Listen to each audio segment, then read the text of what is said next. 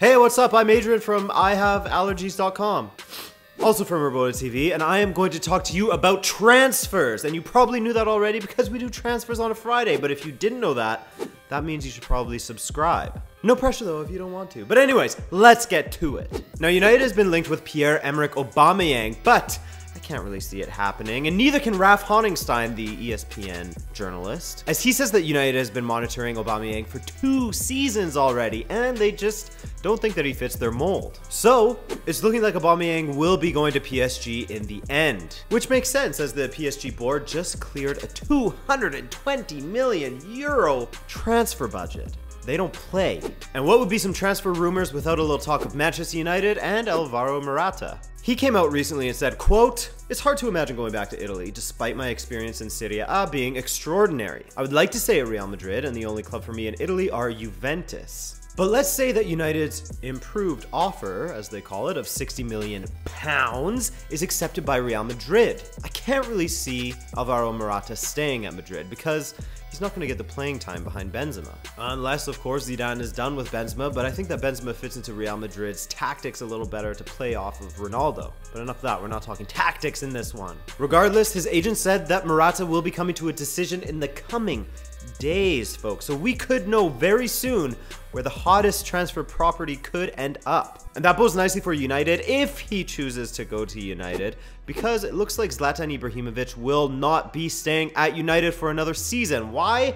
Well, I think they just aren't going to extend his deal. Now, I think he did have a clause in his contract that said if he made 31 appearances that it automatically renews for an extra season, but he only made 27 in the Premier League, at least, I believe. So the choice came down to United, and since Zlatan won't be back till at least January, brutal injury, sort of doesn't seem like an interesting possibility to pursue a 36-year-old guy who's going to be out for half a season. It's time for a new direction. And speaking of Italy, because I did mention it, albeit briefly before, Andrea Bellotti will probably not be leaving unless someone triggers that 100 million euro release clause, according to the Torino president. However, you gotta wonder if they'd still say no to any offers for the man that scored them 26 goals in a season if someone offered around 65, 70 million? That's a lot of money for a club like Torino. Now, it was rumored that Leonardo Jardim, the manager, of course, of AS Monaco, was going to f off to China to get that cash, 10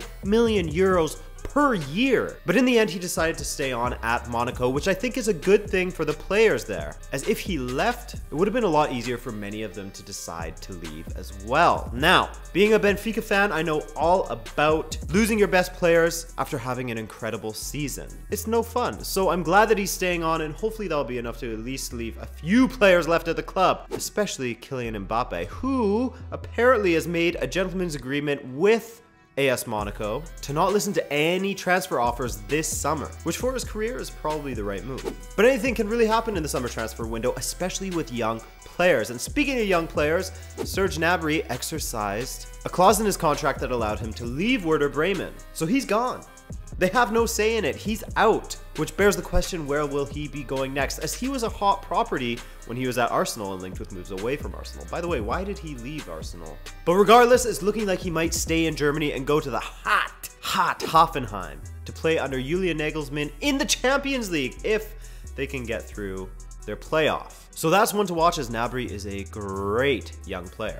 And while we're in Germany, it's worth mentioning that Borussia Dortmund hired Peter Bosz, the former Ajax manager, who actually has no silverware to his name, but Dortmund was willing to pay 5 million euros to secure his signature.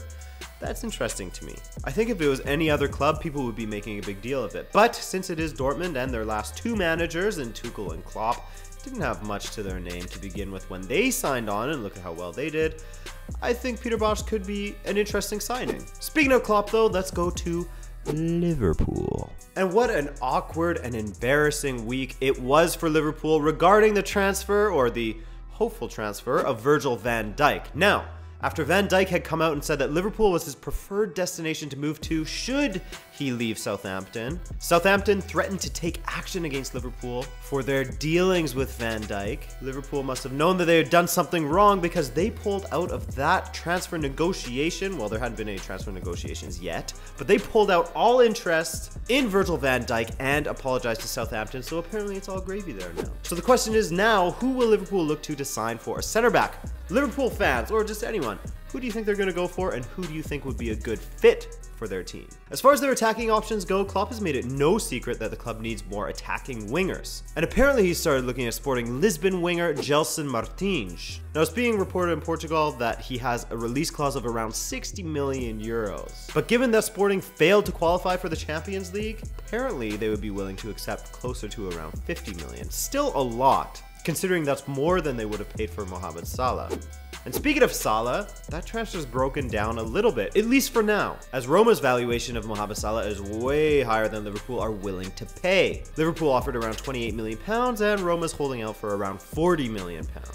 And a former Liverpool striker, Fernando Torres, aka the lady-faced assassin, has been linked with a move away from Atletico, mainly to Liga MX sides Querétaro and Cruz Azul. I think this would be a great move for him. However, I don't really think that Atletico Madrid are in the business of selling players, given that they have that pesky transfer ban until 2018. So for me, I'd love to see Fernando Torres go to the Liga MX, but I can't see Atletico letting him go right now. And another segue, as Torres' former team Chelsea are apparently willing to let their star striker Diego Costa go.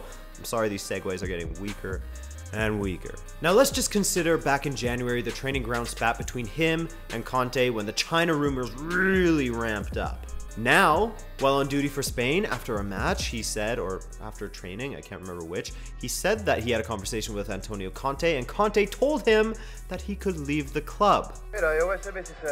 I'll be sincere. The other day I got a text message from Coach Conte saying I'm not in his plans anymore. Now I'm sorry to speak about Manchester United again, but doesn't Diego Costa just seem like the kind of player that Jose Mourinho always seems to look for? And Jose Mourinho likes to sign former players at his clubs.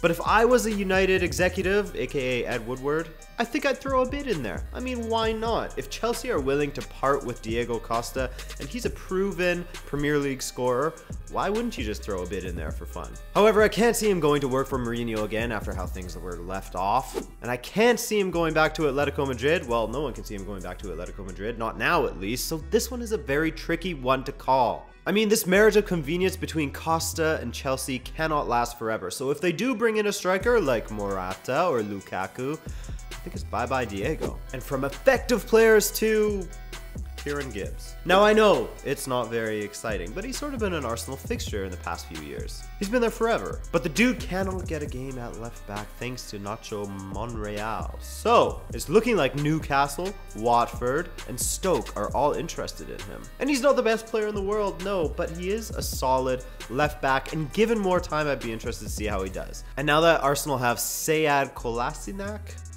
sorry about the pronunciation, Gibbs has got to go.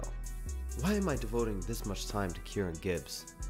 And while we're at Arsenal, let's wrap it up talking about Alexis Sanchez, because apparently Arsenal are completely unwilling to negotiate his sale to anyone, and especially with the likes of City and Chelsea, aka their rivals. Especially after the debacle of letting Robin van Persie join United and how the fans roasted the men in suits after that. And that was before Arsenal Fan TV. Now, just because this one doesn't look likely doesn't mean that it won't happen, as if anyone waves enough oil money or whatever kind of cash in the face of Arsenal, they'll inevitably accept a bid.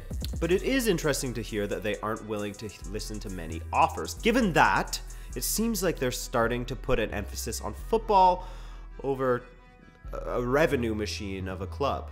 You know what I mean? Now, whether they can attract big names to the club because of the Europa League is another question entirely, because Thursday nights are a good party night, man. A lot of people don't want to give those up. And that is all that I have for you today. I hope that you enjoyed this video. I love throwing these transfer videos together for you guys. So if you enjoyed it, why not drop a like for you, boy? Have a great weekend. My name is Adrian from I'm gonna go take some Claritin.com, and I will see you in the next video.